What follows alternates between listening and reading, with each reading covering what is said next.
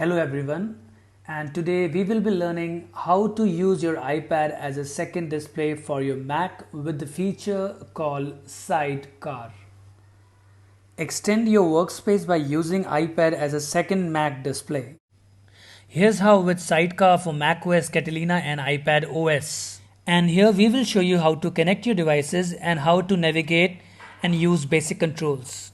Before you start, you should be running macOS Catalina on your Mac and iPad OS on your iPad. Also sign into iCloud using the same Apple ID on both the devices. And make sure both the devices should have the Bluetooth and the Wi-Fi turned on.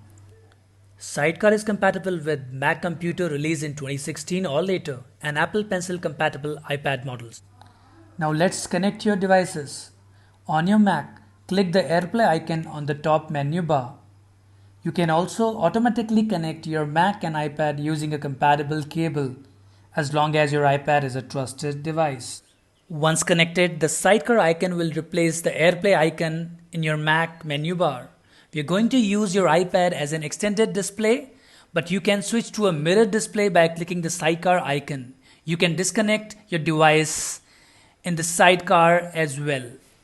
When Sidecar is active, you'll use your Mac trackpad or mouse to drag apps and documents over to the iPad display. You can also use your Apple Pencil to edit and mark up on your iPad. The sidebar on your iPad features an additional set of touch controls which you can use to bring up your dock, keyboard, and more. You can tap the sidebar buttons with your finger or Apple Pencil. You can also quickly disconnect from the Sidecar using the disconnect button. If the app you're working in has the touch bar controls, you'll find a set of tools on the bottom of your iPad screen even if your Mac does not have a touch bar. These tools will change depending on the app. Click or tap any of these buttons to activate that feature on your iPad. And that's how to get started with Sidecar. Now you can have an extra display ready.